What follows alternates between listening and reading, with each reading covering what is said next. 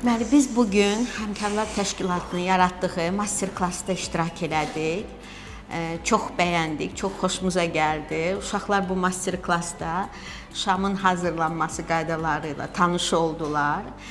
Uşaqlarla yanaşı biz valideynlər də həmçinin tanış olduq. Mədəniyyət işçiləri, Həmkarlar İttifaqı, Respublika Birliyinin rəhbərliyinə öz təşəkkürümü bildirirəm və bu cür master klassların davamlı olmasını arzulayıram. Mənə çox bəyəndi.